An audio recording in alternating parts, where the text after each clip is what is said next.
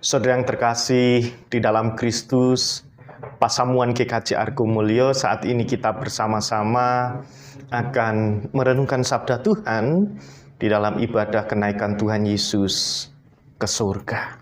Oleh sebab itu, mari bersama-sama kita merendahkan hati kita untuk bersama-sama belajar akan firman Tuhan. Mari kita berdoa.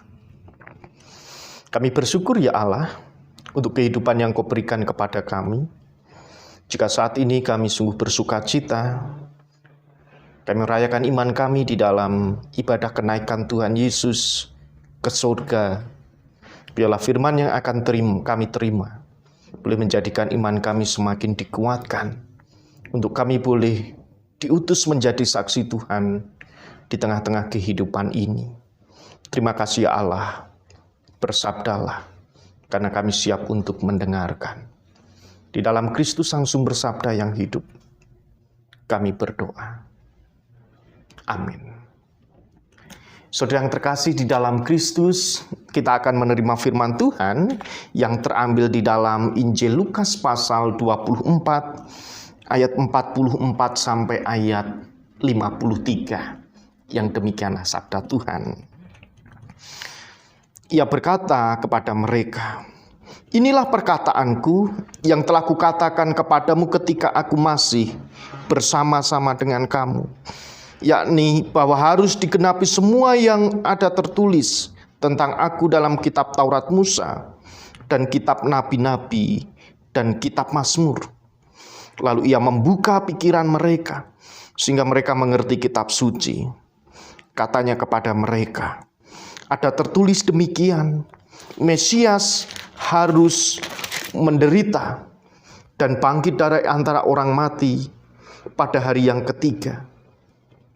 Dan lagi di dalam namanya, berita tentang pertobatan dan pengampunan dosa harus disampaikan kepada segala bangsa mulai dari Yerusalem. Kamu adalah saksi dari semua ini. Dan aku akan mengirimkan kepadamu apa yang dijanjikan Bapa. Tetapi kamu harus tinggal di dalam kota ini sampai kamu diperlengkapi dengan kuasa dari tempat tinggi." Lalu Yesus membawa mereka keluar kota sampai dekat Betania. Di situ ia mengangkat tangannya dan memberkati mereka. Dan ketika ia sedang memberkati mereka, ia berpisah dari mereka dan terangkat ke surga. Mereka sujud menyembah kepadanya. Lalu mereka pulang ke Yerusalem dengan sangat bersuka cita. Mereka senantiasa berada di dalam bait Allah dan memuliakan Allah. Demikianlah sabda Tuhan. Yang berbahagia kita semua, yang selalu merindukan sabda Tuhan serta melakukannya di dalam kehidupan sehari-hari. Haleluya. Ibu, bapak, dan saudara yang terkasih di dalam Kristus, hari ini, hari Kamis tanggal 13 Mei tahun 2021, umat Kristiani di seluruh dunia merayakan imannya di dalam ibadah kenaikan Tuhan Yesus ke surga. Ini adalah sebuah peristiwa yang menggembirakan. Tidak hanya peristiwa kenaikan Tuhan Yesus di surga, tetapi hari ini juga bersama-sama atau bareng bersamaan dengan umat muslim merayakan hari Idul Fitri. Oleh sebab itu, hari raya besar yang bersamaan ini mengingatkan di dalam kehidupan bahwa kehidupan kita harus tetap saling menjaga perbedaan. Dan perbedaan itu tidak harus disamakan, tetapi adalah sebuah bingkai keberagaman, terkhusus di bangsa kita Indonesia yang sudah dianugerahkan Tuhan di dalam kehidupan kita untuk kita tetap menjaga kebinekaan yang Tuhan berikan di dalam kehidupan kita. Injil Lukas pasal 24 ayat 44 sampai ayat 53. Perikop ini menceritakan perkataan Tuhan Yesus untuk terakhir kalinya kepada para murid sebelum Tuhan Yesus terangkat ke surga. Ia mengajak para murid untuk mengingat kembali tentang perutusannya ke dalam dunia. Ketika Tuhan Yesus diutus ke dunia, Maka ketika Tuhan Yesus juga akan kembali ke surga, para murid diingatkan bahwa Tuhan Yesus memiliki misi ketika datang ke dunia. Begitupun pula di dalam kehidupan para murid, ketika nantinya Tuhan Yesus sudah kembali ke surga, para murid pun diberikan tugas untuk melanjutkan misi Allah. Karya Tuhan Yesus di dunia ini ketika harus dipakai oleh Tuhan menjadi saksinya. Nah, Ibu, Bapak, dan Saudara yang terkasih di dalam Kristus, ketika seseorang ditinggal oleh sosok yang begitu dikagumi, oleh sosok yang begitu dikasihi dan dicintai, secara manusiawi pasti kita akan kaget. Loh, kenapa baru beberapa tahun, beberapa saat, ketika sudah menunjukkan jati dirinya, sudah sukses, sudah berhasil, tiba-tiba harus meninggalkan kita. Pasti kita akan merasa sangat sedih. Kita akan merasa sangat kehilangan. Dan bahkan mungkin akan kesepian dan tidak tahu bagaimana harus melanjutkan kehidupan tanpa sosok yang dikagumi, yang dikasihi, dan bahkan sangat dicintai tersebut. Tetapi firman Tuhan di dalam Injil Lukas pasal 24 mengingatkan bahwa sosok yang dikasihi, yang dikagumi oleh para murid dan orang banyak pada waktu itu yang menantikan Kristus adalah sosok yang akan meninggalkan mereka di dunia ini.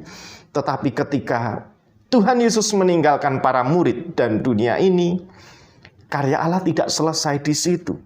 Tetap akan berlanjut, yaitu misi karya Allah untuk mengabarkan kabar sukacita dan keselamatan bagi banyak orang.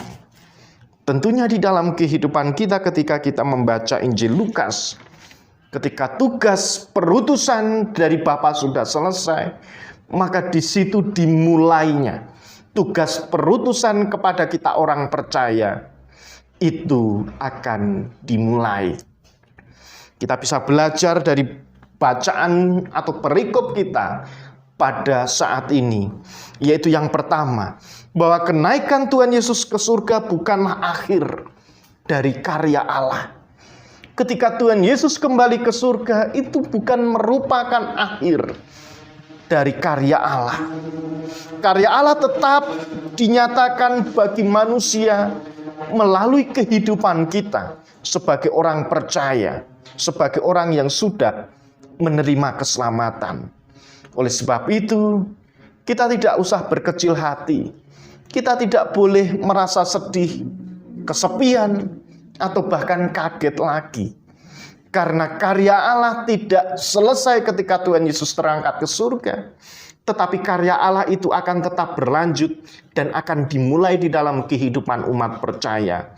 Yaitu kita orang yang percaya dan diselamatkan.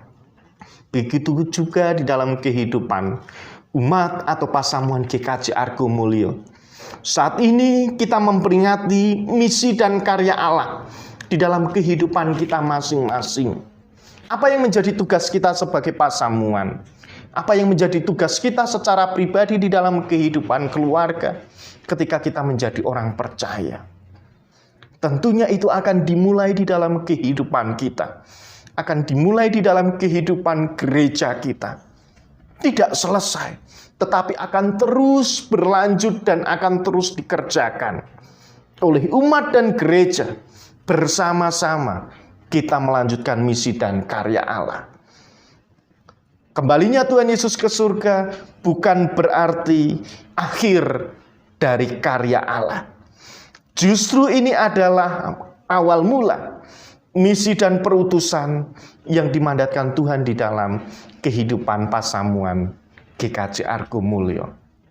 Yang kedua, ternyata melanjutkan misi dan karya Allah di tengah-tengah kehidupan bergereja, berjemaat, dan bermasyarakat tentunya tidak terbatas dengan ruang dan waktu.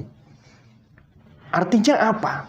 Tidak hanya selesai di dalam kehidupan kita, Terlebih ketika adanya pandemi COVID, dan bahkan ketika mudik itu dilarang, karya dan misi keselamatan itu tetap harus kita gaungkan, harus tetap kita lakukan di dalam kehidupan kita masing-masing. Tentunya yang saat ini tidak bisa mudik seperti saya dan juga orang-orang perantauan, mungkin kita merasa sedih, merasa rindu kangen dengan kampung halaman, atau bahkan dengan orang tua, dengan orang-orang yang kita kasihi, keluarga kita masing-masing. Tetapi apakah kita harus bersedih? Apakah kita harus kecewa? Dan apakah kita harus selesai? Kalau begitu mudik aja tidak boleh. Kita bepergian saja dibatasi.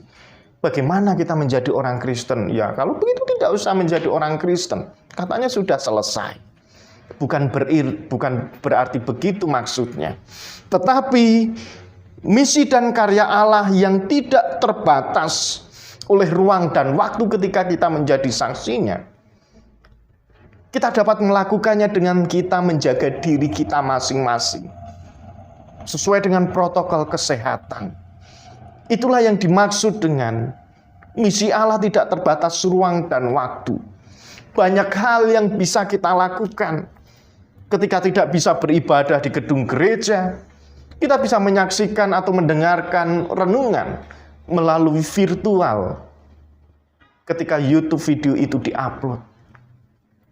Banyak cara yang harus dilakukan, banyak cara yang masih bisa dikerjakan untuk kita menjadi saksi Kristus, untuk kita bisa menghindari corona dan menjadi saksi Allah tidak terbatas ruang dan waktu. Oleh sebab itu, mari kita tetap semangat bahwa karya Allah itu dimulai di dalam kehidupan kita. Dimulai dari hal yang terkecil. Kita membatasi kerumunan. Kita sering mencuci tangan. Kita menjaga protokol kesehatan. Kalau kita bepergian keluar harus memakai masker. Pakai hand sanitizer. Dan banyak hal yang harus dilakukan ketika kita menjadi saksi Tuhan yang melanjutkan karya Allah yang tidak terbatas dengan ruang dan waktu tersebut. Oleh sebab itu, ibu, bapak, dan saudara yang terkasih, mari banyak cara yang masih bisa kita lakukan, kita kerjakan. Yang itu menuntut untuk kita semakin aktif, produktif, dan bahkan memiliki inovasi-inovasi. Tetap memiliki inovatif untuk kita bisa menjadi berkat bagi sesama. Dengan cara kita menjaga diri kita, itu pula yang akan menolong untuk kita bisa menjaga sesama kita. Jadi yang tidak bisa mudik jangan berkecil hati. Akeh tunggale, akeh koncone. Kita bersenang-senang, bersukacita. Itulah tandanya kita ini telah menghayati kenaikan Kristus ke surga yang menyediakan tempat bagi kita orang percaya. Yang kedua dan yang ketiga adalah penyertaan Allah itu tidak akan pernah dibatasi oleh ruang dan waktu.